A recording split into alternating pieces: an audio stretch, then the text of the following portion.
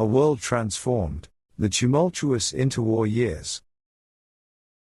The Great War, a maelstrom of violence that engulfed the globe, finally sputtered to a halt in 1918. From the ashes of empires rose a new world order, one brimming with both the intoxicating promise of progress and the unsettling tremors of future conflict. The interwar period, a mere 2 decades etched into the annals of history, became a crucible of social, political, and economic transformation, a whirlwind prelude to the storm that would engulf the world once more. The initial years, christened the Roaring Twenties, pulsated with a newfound optimism. Technological advancements ushered in an era of prosperity, mass production fueled economic growth, and a liberated spirit permeated society. Art, literature, and music flourished, capturing a spirit of experimentation and a yearning for a future unburdened by the horrors of war. Democracy, seemingly triumphant, spread its wings, but its fragile hold on power remained to be tested. However, lurking beneath the shimmering surface of the 20s lay a current of unease. The Treaty of Versailles, designed to punish Germany and prevent future aggression, sowed the seeds of resentment. Crippling reparations burdened the German economy, fueling nationalist fervor and a desire for revenge. Revolutions, both communist and fascist, erupted across Europe, challenging the established order and offering radical solutions to the social and economic disarray. The Great Depression, a financial catastrophe that originated on Wall Street in 1929, plunged the world into an abyss of despair. Unemployment soared, industries crumbled, and a sense of hopelessness gripped the populace. The economic crisis exposed the vulnerabilities of capitalism and fueled the rise of totalitarian ideologies that promised stability and order. Democracy, already faltering under the weight of social unrest, became increasingly fragile. As the economic storm raged, the international landscape mirrored its chaos. The League of Nations, a hopeful experiment in global cooperation, proved woefully inadequate in maintaining peace. Appeasing dictators in the name of stability proved a disastrous strategy, emboldening aggressive expansionism and undermining collective security. The remilitarization of Germany, a violation of the Treaty of Versailles, served as a stark warning of the brewing conflict. By the late 1930s, the world teetered on the brink of another global conflagration. Appeasement had failed, dictatorships rose to power, and the quest for Lebensraum, or living space, fueled territorial ambitions. The interwar period, a period of immense change and lost opportunities, had culminated in a chilling reality. The world was not ready for the peace it so desperately craved. The legacy of the interwar era remains a stark reminder of the complexities of peacemaking. It exposes the vulnerabilities of unchecked nationalism and the dangers of economic instability. The period serves as a cautionary tale, underscoring the importance of collective security, addressing the root causes of discontent, and fostering international cooperation in the face of global challenges. The echoes of this tumultuous era continue to resonate in the halls of history, a stark reminder of the fragile nature of peace and the enduring struggle to prevent the horrors of war.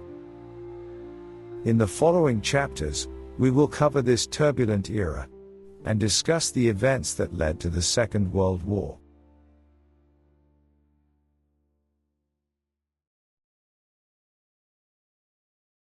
A shattered dream, the Treaty of Brest-Litovsk. In the crucible of the Great War, a revolutionary ideal collided with the harsh realities of power. The Treaty of Brest-Litovsk, signed in March 1918, this pact between the fledgling Bolshevik government and the Central Powers severed Russia's ties to the war effort. Fueled by both desperation and ideological conviction, the treaty marked a turning point in the Russian Revolution and reshaped the geopolitical landscape of Eastern Europe. Brest-Litovsk, a document steeped in pragmatism and betrayal, shattered the dream of a global proletarian revolution and ushered in a new era of uncertainty. The stage for this dramatic clash of ideals was set in the war-ravaged city of Brest-Litovsk, now Brest in Belarus. The newly formed Soviet government, led by Vladimir Lenin and Leon Trotsky, faced a monumental challenge: a crumbling army, a disillusioned populace yearning for peace, and a relentless enemy on their doorstep. Across the negotiating table sat the formidable representatives of the Central Powers: Germany, Austria-Hungary, Bulgaria, and the Ottoman Empire, determined to extract a heavy price for peace. The terms of the treaty were draconian, a bitter pill to swallow for the revolutionary government. Vast swathes of Russian territory, including Poland, Ukraine, and the Baltic states, encompassing a quarter of the population and a significant portion of its industry, were ceded to the Central Powers. Furthermore, the treaty stipulated the independence of Ukraine and Finland, a devastating blow to the Bolshevik vision of a unified communist state. The signing of the Treaty of Brest-Litovsk sparked a firestorm of controversy within the fledgling Soviet state. Hardline communists, led by Trotsky, viewed the treaty as a betrayal of revolutionary principles. They argued for a war to the bitter end, believing a global proletarian uprising would soon erupt, rendering any peace treaty irrelevant. However, Lenin, a pragmatist at heart, saw this as a strategic retreat, a necessary pause to consolidate power and allow the revolution to survive. The consequences of the Treaty of Brest-Litovsk reverberated far beyond the immediate cessation of hostilities on the Eastern Front. It fueled a bitter internal struggle within the Communist Party, highlighting the tension between revolutionary ideals and the harsh realities of governing. Ultimately, Lenin's pragmatic approach prevailed, allowing the Bolsheviks to buy time, regroup, and ultimately triumph in the Russian Civil War.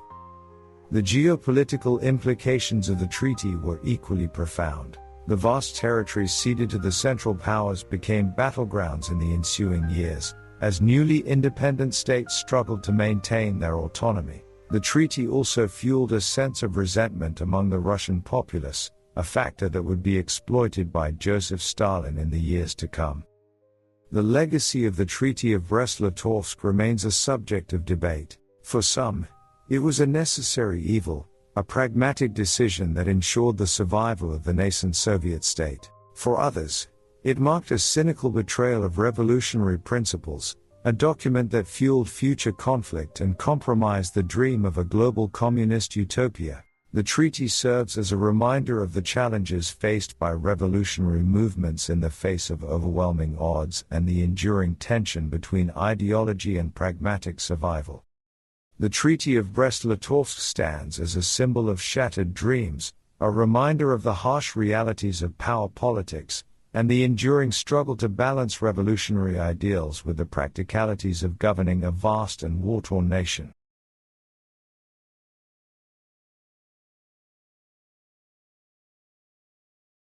A shattered mosaic, the partition of the Ottoman Empire. In the smoldering embers of the First World War, a once mighty kingdom crumbled, the Ottoman Empire. This geopolitical earthquake, orchestrated by the victorious Allied powers, fractured a vast and diverse domain that had dominated the region for centuries. Fueled by a potent cocktail of wartime alliances, colonial ambitions, and nascent Arab nationalism, the partition reshaped the map of the Middle East, sowing the seeds of future conflict and birthing a new and uncertain future. In the final months of the Great War, the ailing Ottoman Empire, weakened by internal strife and battlefield losses, had become a liability to the Central Powers. The Allied powers, eager to secure victory and carve up the spoils of war, made promises of autonomy to Arab populations within the empire, fueling aspirations for self-determination. However, these promises masked a more cynical reality. Secret agreements, such as the Sykes-Picot Agreement, laid bare the true intentions of the Allies: the strategic dismemberment of the Ottoman Empire and the creation of spheres of influence in the region. These agreements, negotiated in the shadows, prioritized colonial ambitions over the aspirations of Arab populations. The partition itself was a brutal act of cartographic surgery. Vast swathes of Ottoman territory were carved up and distributed amongst the victorious powers: Britain, France, and to a lesser extent, Italy and Greece. New nation-states, often with arbitrary borders that ignored ethnic and religious realities, were hastily cobbled together. The dream of a unified Arab nation, fueled by wartime alliances, was shattered on the rocks of imperial ambition. The consequences of the partition were far-reaching and continue to resonate today.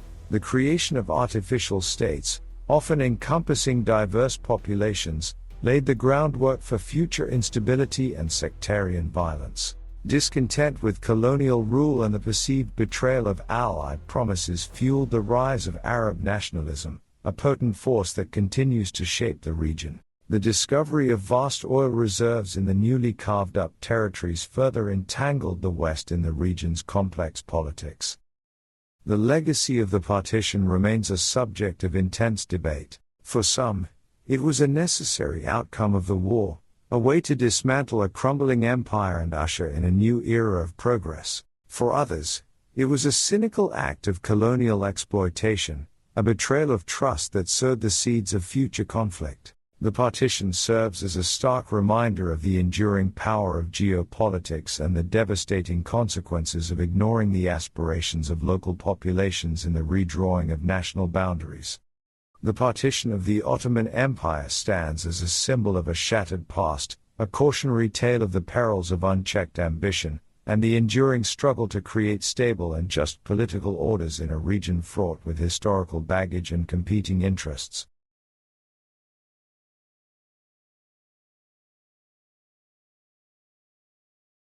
From Tsarist ashes, the rise and fall of Russia's White Movement. In the smoldering ruins of the Tsarist regime, a specter rose to challenge the burgeoning Bolshevik revolution, the White Movement. This loose confederation of disparate forces, united by their opposition to the radical communist ideology, ignited a brutal civil war that would reshape the destiny of Russia. Fueled by a potent mix of nostalgia, nationalism, and foreign intervention, the White Movement, though ultimately vanquished, left an indelible mark on the nation's history. The stage for this dramatic clash of ideologies was set in the wake of the February Revolution of 1917. The abdication of Tsar Nicholas II plunged Russia into a political maelstrom. The fledgling provisional government, struggling to maintain order, faced a growing threat from the Bolsheviks, who promised a radical restructuring of society. Those opposed to this communist vision, a mix of former Tsarist officers, landowners, liberals, and nationalists, found common cause in their desire to restore order and preserve a semblance of the old order. These disparate elements coalesced under the banner of the White Movement. The White Army itself was a heterogeneous force, lacking a unified command structure or a clear political program.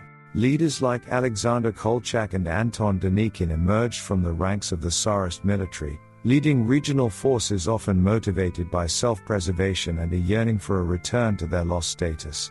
Nationalist sentiment played a significant role, particularly in border regions like Ukraine and Georgia, where the White Army enjoyed some initial success. However, this very diversity proved to be a weakness, hindering the formation of a cohesive national movement.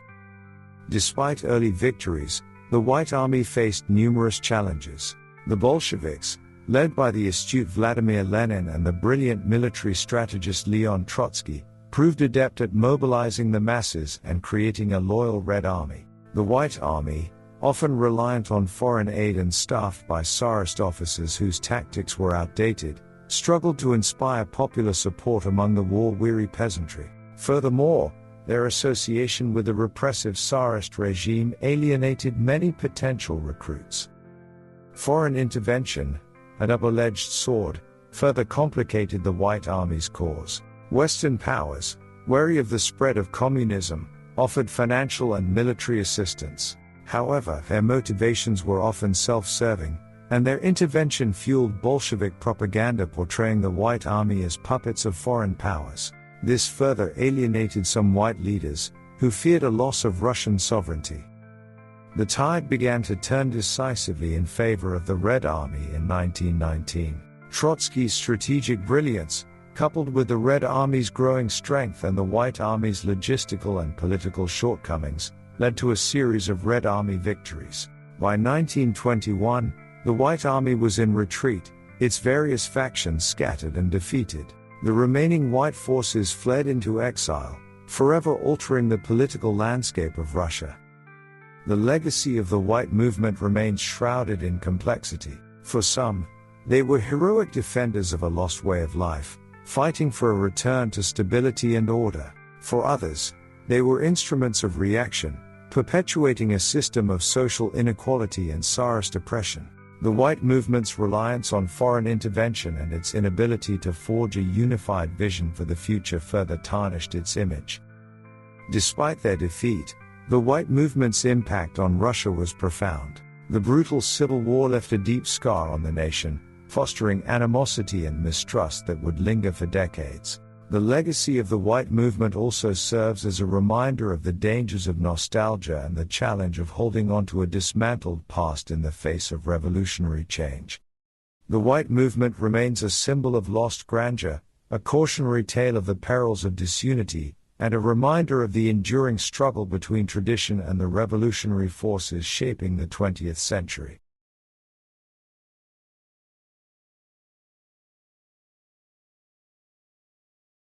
A bullet in the maelstrom, the attempted assassination of Vladimir Lenin.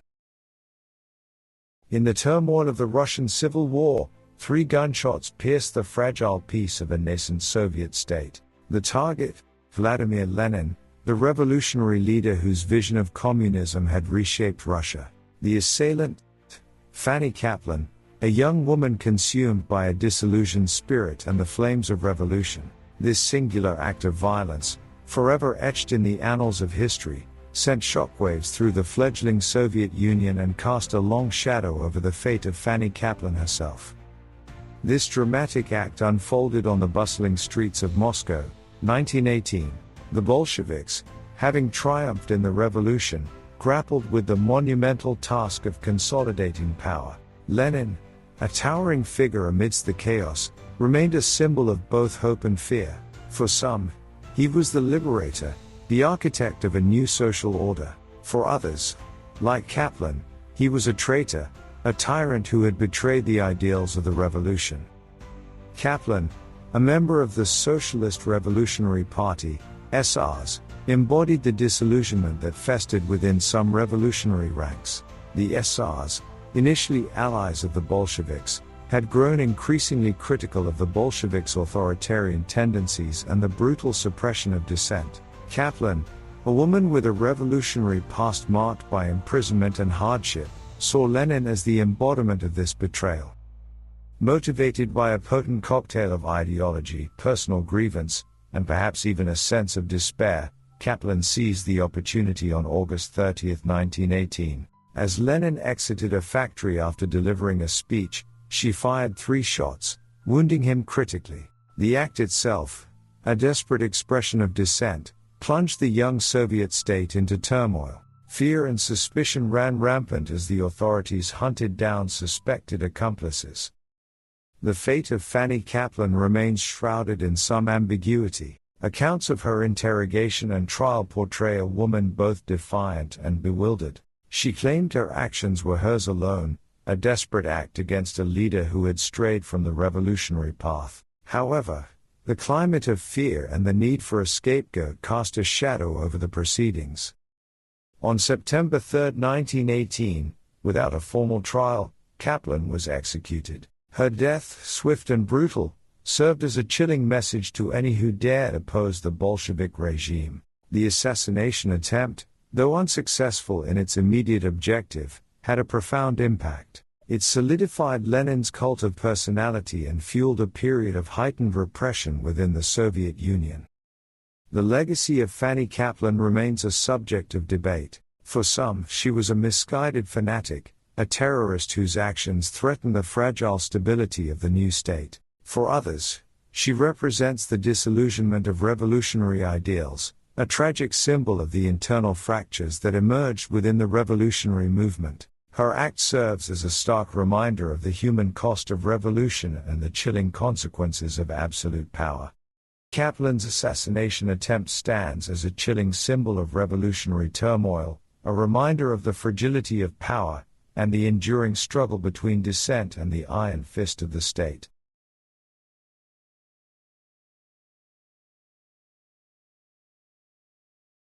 The Emerald Isle of Flame, the Irish War of Independence and the Fight for Freedom. In the emerald embrace of Ireland, a simmering cauldron of discontent boiled over. The Irish War of Independence. From 1919 to 1921, a clandestine guerrilla war raged between the newly formed Irish Republic and the entrenched British administration. Fueled by centuries of oppression and a yearning for self-determination, this conflict shattered the facade of peaceful coexistence, forcing the British Empire to confront a determined rebellion on its own doorstep. The Irish War of Independence, a crucible of courage and sacrifice, reshaped the political landscape of Ireland and reverberated far beyond the shores of the island nation. While Britain was fighting Germany in the Great War, Irish nationalists seized the opportunity to press their case for independence. In 1916, a rebellion known as the Easter Rising was ultimately quashed by the British, who executed the rebel leaders, but this only served to increase tensions further. The December 1918 election saw a landslide victory for Sinn Féin, a political party advocating for an Irish republic. In defiance of British authority, they established an independent parliament, Dáil Éireann, and declared Irish independence. Across the negotiating table sat the formidable British Empire, unwilling to relinquish control of a strategically significant island. British rule in Ireland had long been a source of resentment, marked by land confiscations, cultural suppression, and political marginalization. The Irish Republican Army, IRA, a clandestine paramilitary force, emerged as the armed wing of the independence movement, employing guerrilla tactics to harass and undermine British authority. The war itself was an asymmetrical struggle. The British, with their vast resources and well-equipped army, aimed to crush the rebellion swiftly. However, the IRA, leveraging the familiarity of the terrain and the support of a significant portion of the Irish population, proved a tenacious adversary. Guerrilla attacks, ambushes, and sabotage tactics inflicted casualties on British forces and eroded public support for the war in Britain. The conflict took a brutal turn with the deployment of the Black and Tans, a paramilitary force notorious for their brutality and disregard for civilian life. The violence escalated, culminating in events like the Bloody Sunday Massacre, where British forces opened fire on an unarmed crowd, further galvanizing Irish nationalist sentiment. The tide began to turn in 1921, with both sides weary of the escalating bloodshed. International pressure, particularly from the United States, also entered the equation. A truce was declared in July 1921, paving the way for negotiations that ultimately led to the Anglo-Irish Treaty. The treaty, however, proved divisive, splitting Irish nationalists over the question of accepting Dominion status within the British Commonwealth. A bitter civil war followed, further fracturing the fledgling Irish Republic. The legacy of the Irish War of Independence remains complex. Though it ultimately resulted in the creation of the Irish Free State, a portion of Ireland remained under British control, Northern Ireland. The conflict also laid bare the sectarian divisions within Irish society. However, the war undeniably marked a turning point, shattering the myth of British invincibility and igniting a sense of national identity that continues to shape Irish politics today. The Irish War of Independence stands as a symbol of unwavering resistance against oppression, a testament to the enduring human yearning for self-determination, and a reminder of the complex and often tragic path towards achieving national liberation.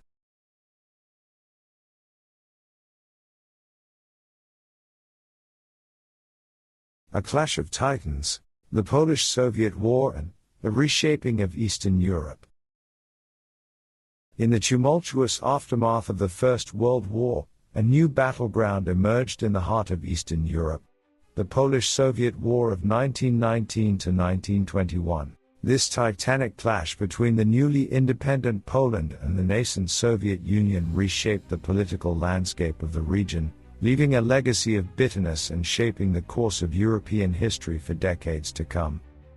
The collapse of the Austro-Hungarian and Russian empires created a power vacuum in Eastern Europe, with both Poland and the Soviet Union vying to fill it. Poland, reborn after a century of partitions, aspired to restore its historic borders, encompassing territories with significant ethnic Ukrainian and Belarusian populations. The Soviet Union, led by Vladimir Lenin and Leon Trotsky, saw an opportunity to spread communist revolution westward, viewing Poland as a bridge to a wider European revolution.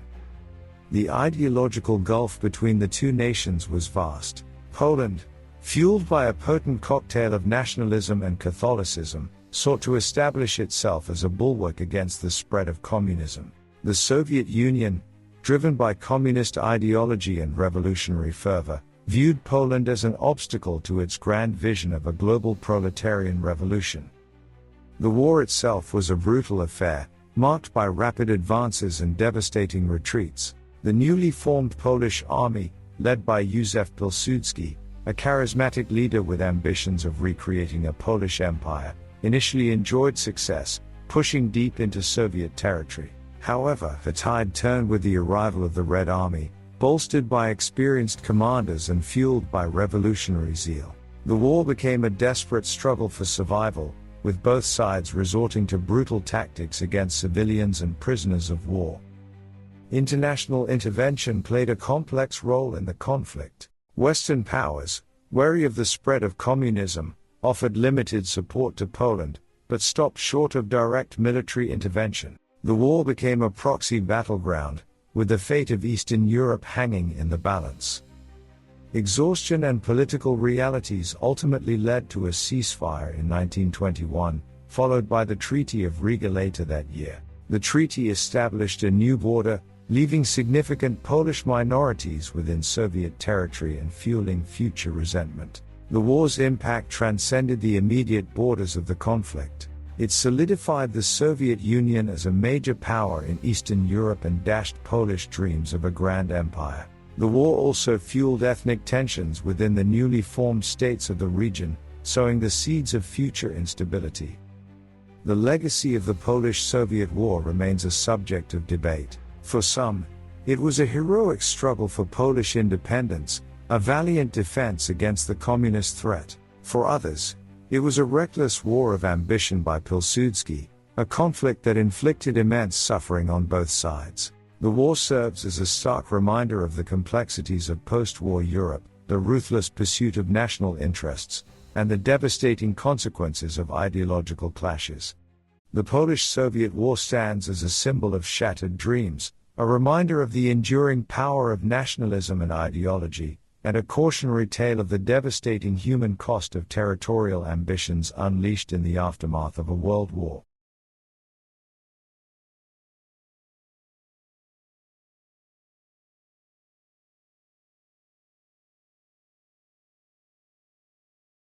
In the next chapter, we will discuss the Turkish War of Independence and the establishment of the League of Nations, as well as the rise of fascism in Germany and Italy.